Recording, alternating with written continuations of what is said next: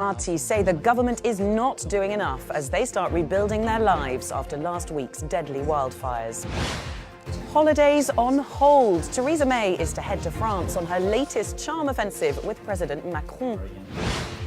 Zimbabwe awaits. No official results yet from the watershed election. Both main candidates continue to claim victory. And the Italian job gets a real-life Swedish makeover as thieves make off with the country's crown jewels in a speedboat. Thank you for joining us on Euronews Now. Great to have you.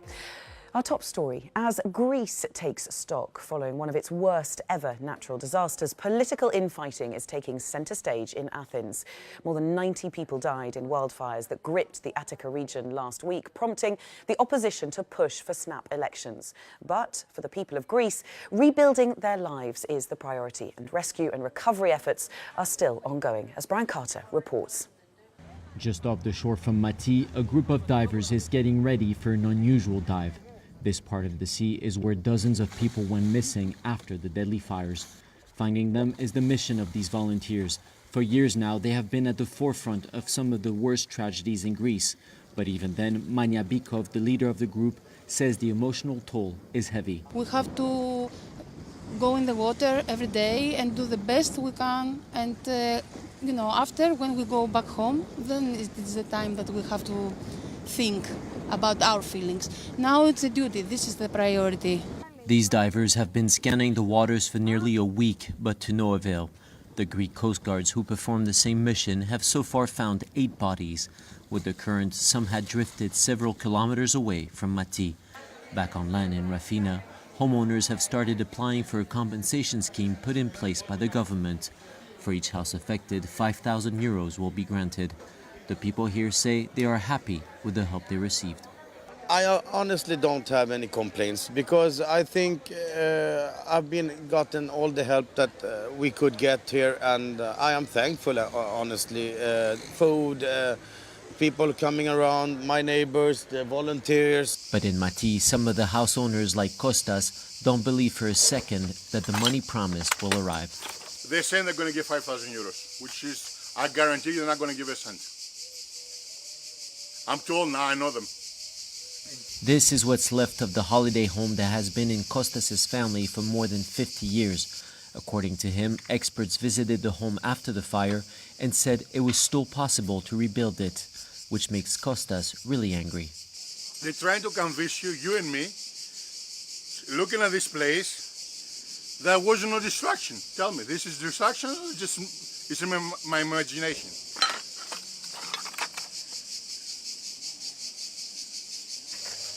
Sorry about the mess. I didn't expect people. Kostas' neighbor Manolis also has doubts about the government's response, but says he wants to rebuild his family house nevertheless. It's devastating. Just to see it like this. I can't see it like this. It's horrible. We have to try. I don't know for the future, but we have to try. There is still a long road ahead for Manolis, Kostas, and many others in their situation to overcome the events that swept away their homes and their belongings in a single evening. It will take time to rebuild the houses, the roads, the electricity, the sewage system. But no matter how long it takes, for the people of Mati, this village will never be the same again. Well, our correspondent Faye Dulkeri joins me now live from Athens. Faye, we heard there in that report the blame, the upset, the anger coming from people in Mati trying to rebuild their lives.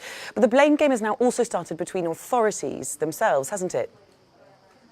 Yes, of course. We have been seeing since day 2, actually, a blame game between the local authorities and the central government, because the local authorities claim that no one ever told them to evacuate the areas, whereas the fire department, which is supported, of course, by the central government, says that the firemen that were in charge on spot actually urged both mayors that are responsible to evacuate the areas. Both sides are going to testify before the public prosecutor that began to testify officials in the beginning of the week. We don't know again yet what they say in their testimonies, What I can tell you is, though, that last week when I interviewed one of the mayors, the mayor of Rafina, left clear hints for the responsibilities of the central government and the fire department, but he didn't want to say anything more. He said that he would say everything he wants to say before the judge. Apart from that, we have... And Faye, we've talked for several days now about the anger from those who are bereaved, who have lost loved ones. But there's one group of people now who are taking things a step further. Yes, yes. As they had warned us from the first day, the first legal suit against the Greek authorities was filed today. It's from relatives that lost, relatives of victims that lost their lives in Neos Voudjas, which is an area very near to Mati. The suit was brought against the Secretary General of Civil Protection, against Attica Regional Governor, and against Marathon Mayor, as well as lower-ranking regional and local authority officials and officers of the fire service and the police. But I have to tell you, speaking to relatives of victims last week, they have warned us with many more legal suits in the future, because, as they say, they're going to take action when the grief period ends. Faye, thank you. Faye Dulkeri there in Athens, bringing us the latest on the political fallout from those fires last week in Greece. To Brexit now, and the British Prime Minister is to hold surprise talks with the French President at the end of the week in a bid to get him on board with her plans. Cutting short her summer break in Italy, Theresa May will head to President Macron's holiday home in the south of France this Friday. May and members of her cabinet have been on a summer charm offensive across Europe ahead of a crunch Brexit summit in October. Well, British Foreign Secretary Jeremy Hunt was in Paris this week, where he warned that failing to reach a deal would be a tragedy.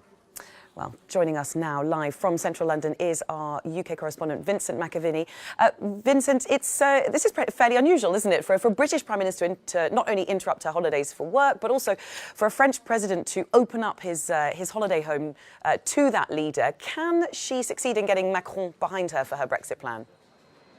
That's right, Belle. It's very rare for a British Prime Minister to interrupt their holiday like this unless there was some kind of national emergency. And you might think after the last couple of weeks that Theresa May's had that she deserves a break. But she's going to leave Lake Garda early and travel to the south of France. And this is part of a mission she set herself over the summer to build an international consensus behind her embattled Chequers Brexit plans. Now, she will travel to the Mediterranean retreat of the French president, that is Fort de Brenasson. Emmanuel Macron has not had any other foreign leaders there yet, and she hopes to try to soften his stance on her Brexit plans. Now, this is unlikely to be some kind of Mamma Mia fun in the sun get-together. Theresa May has a real work to do here, because behind the scenes, it's thought that Emmanuel Macron is one of the toughest critics of the plans that Theresa May has come up with. And she needs to try to get him on side. It's part of a mission that she'll be doing throughout the summer. And yesterday, as you mentioned, Jeremy Hunt, the Foreign Secretary, also going to Paris and saying that the EU needs to evolve its thinking, and that if there is a no-deal scenario, everyone in Europe would be affected to their detriment. And of course, Vinny, she's under extreme time pressure, isn't she, Theresa May? How likely do you think it is that the UK can eventually reach a compromise Brexit deal at the next EU summit that's in Salzburg on the 20th of September? Well, we've said it so many times, but time really is now running out for Theresa May, and that's why she's having to use her summer holidays.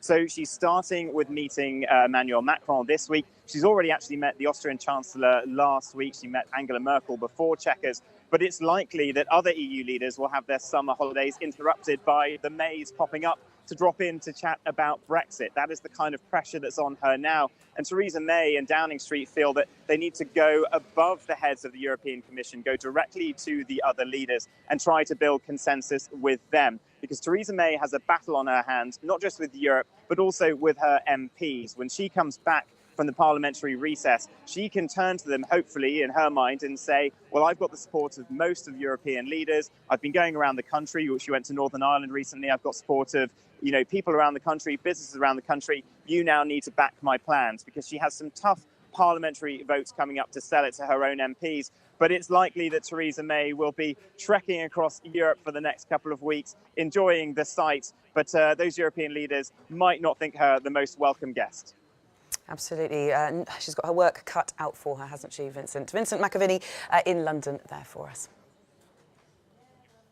Now, there's still no clarity on who will be the next president of Zimbabwe, but the Electoral Commission says it will announce the results imminently. It's already released figures giving the ruling ZANU-PF party, the party of incumbent President Emmerson Mnangagwa, a majority in parliament. His main challenger, Nelson Chamisa, has now accused the commission of releasing these parliamentary results first in order to pave the way for a victory for Mnangagwa. Well, today we're also awaiting the verdict from foreign observers who monitored the elections for the first time in over 15 years. Last month, the Aquarius search and rescue vessel hit the headlines as European countries fought over where the ship carrying migrants should dock. After an extended port call, the Aquarius set sail today from Marseille with the mission of plucking people out of the Mediterranean. Alex Morgan from our social media news desk, theCUBE, has more. It was at a press conference this morning that the charity who run the Aquarius NGO, non-government operation rescue ship, saying that they will be heading out to sea once again. But this time, taking into account the complex political situation, they will have greater transparency, they say, about communicating with authorities and what they're doing in terms of their rescues. Now, it's been a very political topic. You remember the last time the Aquarius was out at sea, it was stranded for 8 days after Italy and Malta said you are not bringing the over 600 rescued migrants ashore in our ports. We were on board. Annalise Borges, our correspondent, brought exclusive coverage from that crisis that was really tearing apart Europe's migration policy. And since then, it's been a really complicated question. Médecins Sans Frontières Australia, the story's gone global, saying that it exposed the fact that Europe has failed to agree on a common migration policy. Well, Spain eventually did take in the ship. Valencia opened its arms and let the ship in, but now Spain itself is facing complex questions about its role and migration policy in that country. Let's just show you why, perhaps, this is becoming a politically charged issue in Spain now. These are the numbers of people arriving in Spain by boat. It shows you the period up to mid-July in 2017 on the bottom and 2018 up here. And look at this jump. This is more than 9,000 people higher than the same period last year. There's also a spike around the last 2 months. That's when the Interior Ministry of Spain told us that other factors like weather and other countries closing their ports forced more people to come to Spain. So Spain here now, perhaps you could say on the front line. There's even a mayor of a Spanish town saying that he feels he needs humanitarian help to cope with the numbers of people. So there's debate in Spain about the extent to which it's a crisis, but certainly it's become a charged political issue in the country. And the leader of the opposition has accused the government of creating a pull factor by accepting the Aquarius and therefore perhaps setting a precedent that Spain is a country that will take in this irregular migration and these irregular migrants, saying over the weekend, Pablo Casado here saying, well, Spain cannot accept the millions of people who want to come here. He also says it might be politically incorrect to say it, but, you know, we cannot allow this to happen. The government, however, have rejected suggestions by the opposition. They've actually said, we're not creating a pull factor. You left us with a mess, talking about the previous government. We're just trying to deal with the situation. But you can see here how the kind of discussion, the political discussion that's happened in Italy, in Greece, and other countries is now starting to show up in Spain, when from the UN figures showing that now Spain has overtaken Italy as the primary destination for this irregular migration. So it is a charged topic. But as the Aquarius goes back out to sea once again, we know what happened last time, this 8-day-long standoff between European powers. We will report what happens this time as we stay across the story. But Europe still divided on the fundamental question of what to do with people trying to cross the Mediterranean. Alex Morgan reporting in theCUBE there. And don't go anywhere, because still to come, our social media news desk will be telling you what it means for US midterm elections that Facebook has uncovered yet more fake accounts. We'll be hearing again from our CUBE team after this short break.